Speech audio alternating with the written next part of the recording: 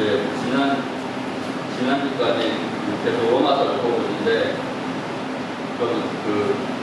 우리가 하나님을 만나게 되는 거거든요. 우리가 하나님을 찾는 게 아니에요. 항상 하나님을 찾아야 되겠습니다.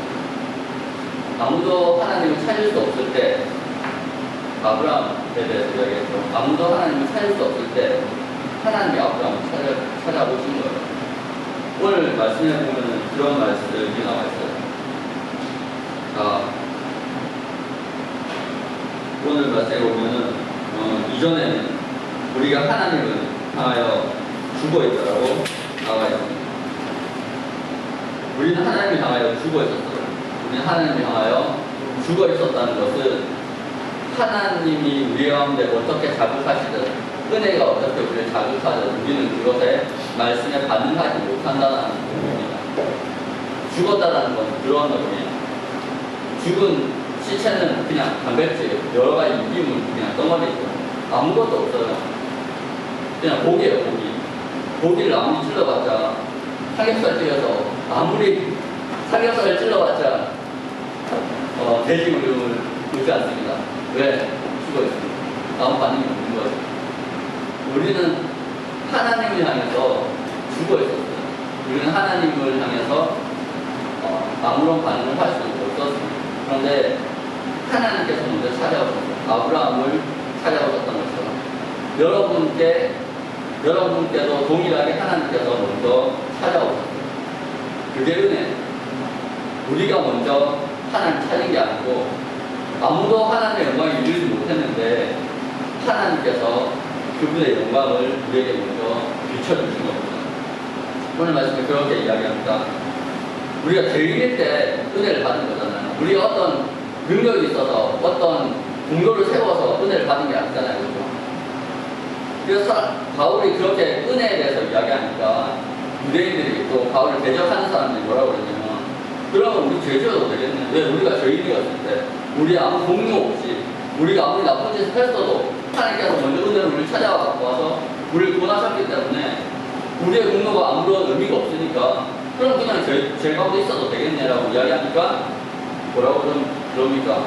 바울이 이렇게 이야기합니다. 그런즉 우리가 무슨 말을 하리요? 은혜를 더하게 하려고 죄를 더하겠느냐. 사람들이 참 이상해요. 은혜를 받아서 번짐을 받았잖아요. 그러면 그 상태에서 앞으로 나가야 되는 거잖아요. 하나님을 따라야 되는 거잖아요. 그런데 은혜를 받은 거니까 그걸 그냥 낭비하려는 습성이 있는 거예요. 그냥 그 은혜를 낭비하고 싶은 것 같아요. 하나님과 더 가까워지기 위해서 그 은혜 안에 거하는 것이 아니라 사람들이 그렇게 이야기하는 거예요. 그러면 나 죄 지어도 되겠네. 어차피 회개하면 되니까. 그럼 나 죄 지어도 되겠네. 죄 가운데 살아도 되겠네.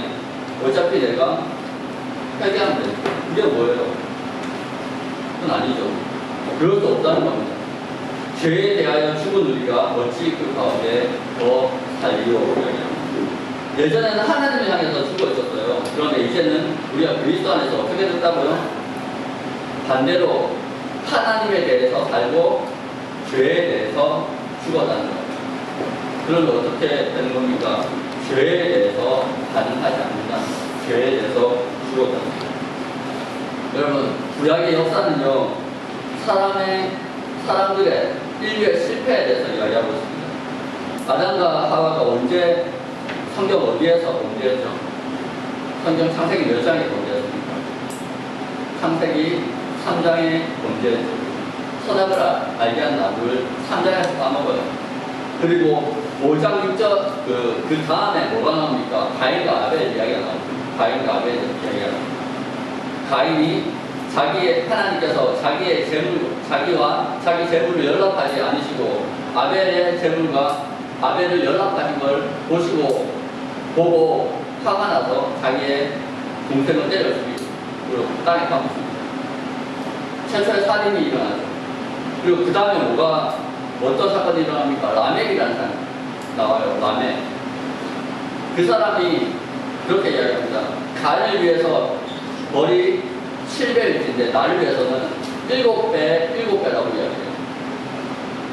자기가 여자를 차지하기 위해서요, 질투심에 여자를 차지하기 위해서 사람을 많이 죽여요. 점점점 악해집니다. 인류가. 그리고 5장, 6장에 뭐가 나옵니까? 노아의 방주 사건이 있습니다. 하나님 또 회복시켜 주시죠. 근데 결국에는 또 창세기 11장에 어떤 내용이 나와요? 다베타 사건이 나와요. 그리고 모든 인류가 하나님 다 잊어버립니다. 언어가 없어져요. 그걸 성경에서는 원역사라고 해요. 원시 역사. 어떤 분은 이제 전 역사라고 해요. 그리고 이스라엘 역사가 시작되는 12장. 그게 창세기의 구조입니다. 구조의 일부입니다. 뭡니까? 사람이 죄를 지었는데요. 이게 나아지지 않아요. 점점점 악해지는 거예요. 죄는요, 회복되지 않습니다. 점점 썩어 들어갑니다. 마치 우리 몸속에 암이 생기면 그거를 다 걷어내지 않는 한 계속 번져나가겠죠. 죄는요, 점점점 번져나갑니다. 성경은 이렇게 이야기합니다. 성경은 죽기에 두려워 한평생 되어서 죄의 중독으로 산다. 여러분, 많은 사람들이요, 죽기에 두려워서 종로로 살아요. 원래 사람이 어떤 존재였습니까? 하나님께서 사람을 만드시고 사람에게 무엇을 주셨어요? 사람에게 무엇을 주셨어요? 복을 주셨어요. 원래 우리는요, 복 덩어리였어요. 복된 존재였어요. 근데 우리는 뭘 바랍니까? 지금 뭘 바래요? 복을 바래요. 왜? 복이 없기 때문에. 원래 우리는요, 복된 존재예요. 그래서 아브라함을 처음 불렀을 때 하나님께서 뭐라고 말씀하셨는지 아세요? 너는 복이 될지다. 여러분이 하나님께 구원받았죠? 그렇죠? 여러분 안에 성령이 계시죠? 그럼 여러분이 어떻게 되는 거예요? 너는 복이 될지다. 그게 되는 거예요. 원래 우리는 복된 존재, 복이었어요. 우리를 통해서 복이 흘러나가도록 창조받았습니다. 하나님께서 은혜를 베푸시고 복을 주시고 우리를 통해서 세상을 다스리기를 원하셨어요. 우리를 창조하신 목적이 우리를 통해서 세상을 다스린다는 거예요. 세상을 경작한다는 거예요. 세상을 더 풍요롭게 한다는 거예요. 우리는 복이었어요. 그런데 하나님과 단절되고 그 복이 우리 가운데 소멸되면서 어떤 존재가 돼요? 복을 바라는 존재가 돼요. 뭐예요? 그 말은 뭐냐면은 결핍된 존재가 돼요. 원래는 풍성한 존재였어요. 하나님 안에서. 그런데 우리는 결핍된 존재가 돼요. 방금 이야기했죠. 죽기에 두려워서 평생 중로로 간다. 죽기가 두려웠어요. 그래서 다른 사람 거를 훔쳤어요. 다른 사람을 죽였어요. 그러니까 더 뺏고 더 얻기 위해서. 처음에는 하나님으로부터 무한정 복을 받았는데 이제 그 복이 끊어졌잖아요. 공급이 끊어졌잖아요.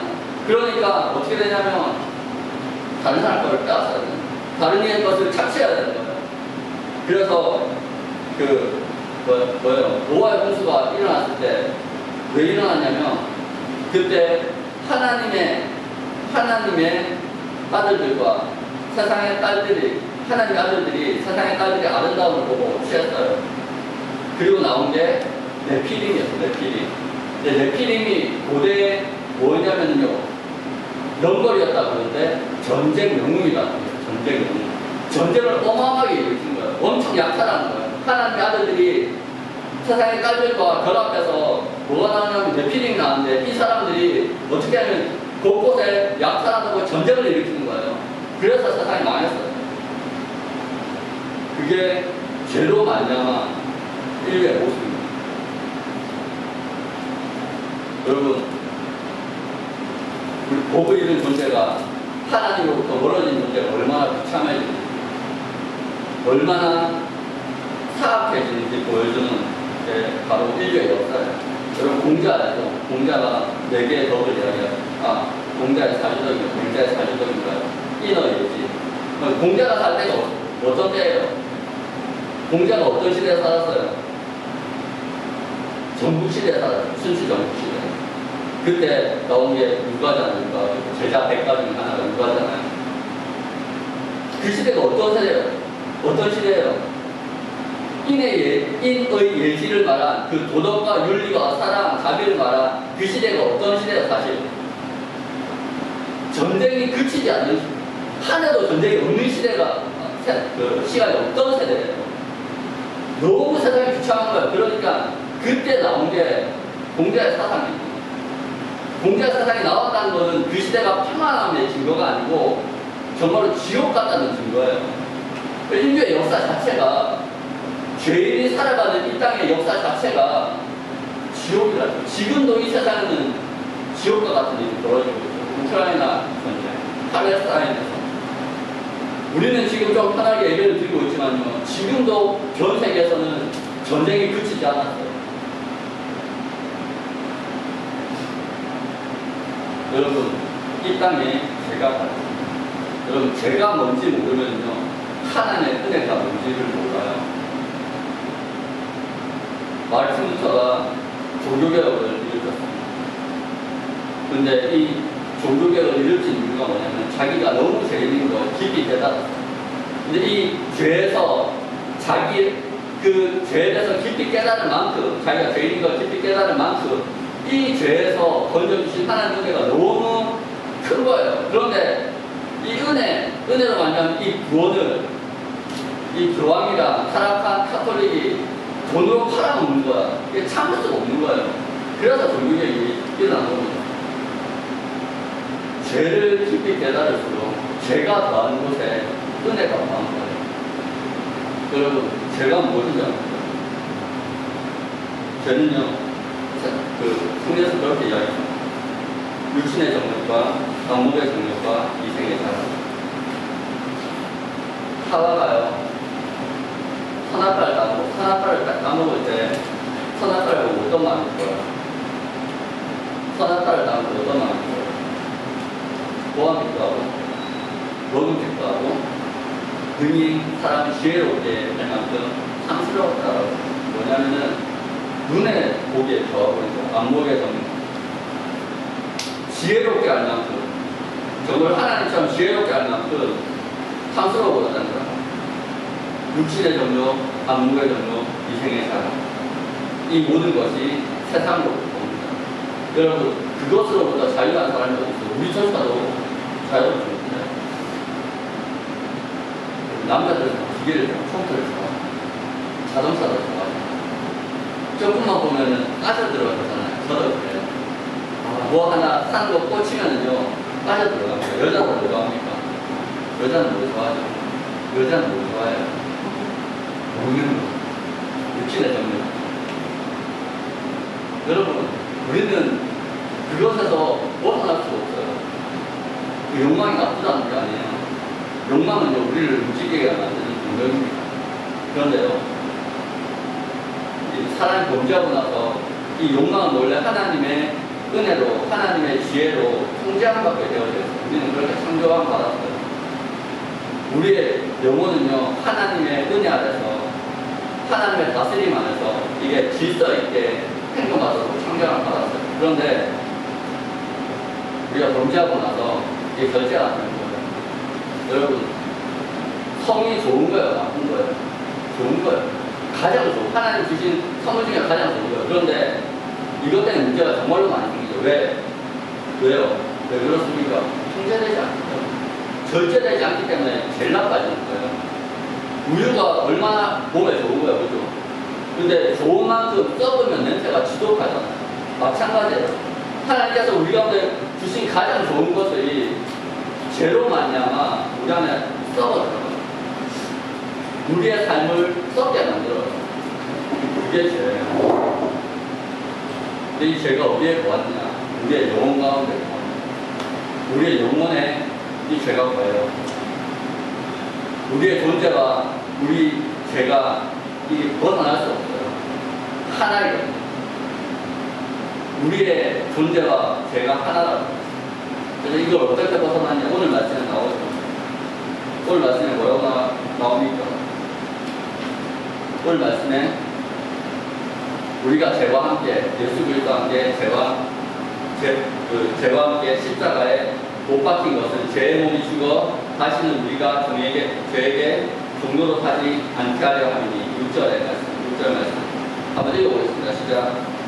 우리가 알거니와 우리의 옛 사람이 예수와 함께 십자가에 못 박힌 것을 다시는 우리가 죄에게 노릇하지 아니하려 하니. 여러분, 우리는 그런 이야기를 많이 해요. 우리를 위해서 십자가에 예수님이 돌아가셨다. 우리를 위해서 예수님이 돌아가신 십자가는 잘 알아요.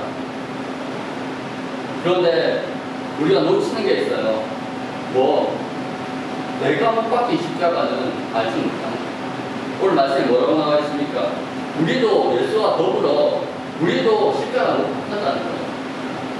예수 그리스도의 십자가를 믿는다는 것은요, 뭐라고요? 나도 그곳에 못 박혔다라는 것을 믿는 거예요. 제 몸이 예수 그리스도와 함께 십자가에 못 박혀서 죽었다라는 걸 믿는 거예요. 그게 복음입니다. 갈라디아서 2장 20절에 뭐라고 이야기하고 있습니다. 내가 그리스도와 함께 십자가에 못 박혔나니 그러니 이제는 내가 산 것이 아니고 내 안에 그리스도께서 사는 것. 내가 이제 육체 가운데서 사는 것은 나를 사랑하사 나를 위하여 자기 몸을 버리신 하나님의 아들을 믿는 그 믿음으로 사는 것이라 말해요. 여러분, 우리는 너무나 많은 순간에 나를 위해서 돌아가신 예수 그리스도만 이야기해요. 근데 내가 예수 그리스도를 사랑하는 만큼, 예수 그리스도를 따르고 싶은 만큼 무엇을 믿어야 되냐면, 나도 그곳에서 못 박혔다는 것, 십자가에서 못 박혔다는 것을 믿어야 되는 거예요. 그래야지 그것을 믿는 그 믿음이 우리를 어리롭게 합니다. 7절, 이는 죽은 자가 죄에서 벗어나 어리롭다 하심을 얻었습니다. 여러분, 죽은 자만 어리롭다함을 받습니다. 그럼 유혹이 어떻게 되겠어요? 죽었다, 성경은 분명히 우리가 죽었다라고 이야기하잖아요. 그렇죠? 그럼 유혹이 어떻게 되겠어요? 고백하는 거예요. 믿음으로 고백하는 거예요. 주님, 나는 그리스도와 함께 십자가에 못 박혔습니다. 주님, 내 생각, 내 욕심을 십자가 앞에 내려놓습니다. 우리가 기도할 때 그런 말을 많이 하잖아요. 주님, 내 욕심을 십자가에 앞에 내려놓습니다라는 기도를 하잖아요. 유혹이 될 때. 그 말의 근거가 여기 있는 거예요. 내가 십자가에 죽었다. 내 욕심이 십자가 안에서 죽었다는 거예요. 그것을 분명히 이야기하고 있습니다. 여러분, 우리가 놓치지 말아야 될 가장 중요한 시간, 내가 그리스도와 함께 십자가에 못 박혀 죽었습니다.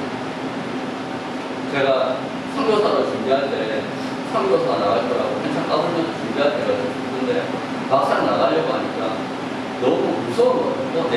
내가 복음을 아나 모르나 갑자기 너무 헷갈리는 거예요. 하루는 엄청 좀 열심히 기도하고 있었는데 하나님이 그 깨달음을 주시는 게 이 말씀입니다. 갈라디아서 말씀과 이 말씀은 주님이 마음속에 주셨습니다. 너는 네가 십자가에 죽은 것이 복음이다. 여러분, 제가 처음 이 설교를 시작할 때 도입부로 말씀을 드렸던 거예요.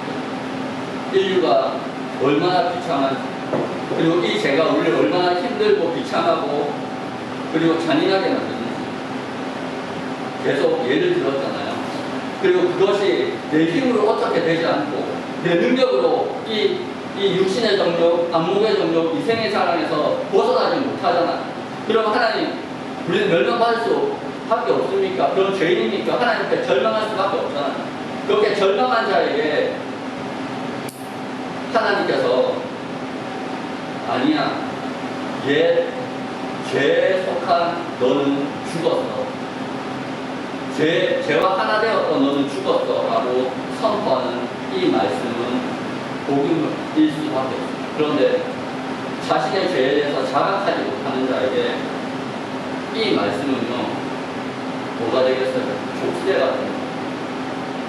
믿는 자에게, 하나님의 은혜를 간절히 바라는 자에게, 죄에서 벗어나고 싶은 자에게 내가 죽었다라는 복음은요, 복음입니다. 너는 죽었어. 그런데요, 내 마음대로 살고 싶은 자에게 너는 죽었어라고 하는 거는요, 복음이 되지 못합니다. 그래서 내가 복음을 믿는 근거는 여기 있습니다. 내가 이 복음, 내가 죽은 복음을 기뻐하느냐, 내가 구원받는 이 기도가 여기에 있어요. 내가 죽은 복음을 기뻐하느냐, 그럼 그 사람은요, 돈 받았다라고 어쩌면 확신해도 될 거예요. 왜? 내가 죽은 걸 기뻐하는 거예요. 그리고 내 안에 그리스도께서 사시는 것을 기뻐하는 거예요. 그리고 내 안에 사신 그리스도를 따라가기를 기뻐하니까 당연히 그 사람은 하나님 가다 보면은 하나님 나라에 가겠죠. 그렇죠? 그런데 내가 죽은 복음이 나와 예수 그리스도께서 연합해서 십자가에 못 박힌 그 복음이 뭔가 불합리하고 뭔가 떨떠름하고 왜 내가 죽어야 되라고 생각하는 사람에게, 하나님을 따라야 되는 것이 부정적인 사람에게, 순종이 꼴무처럼 느껴지는 사람에게 여러분 구원은 멀리 있는 거예요. 여러분 어떻습니까? 내가 죽은 복음이 은혜로 다가옵니까? 아니면 무엇으로 다가옵니까? 성경은 이야기합니다.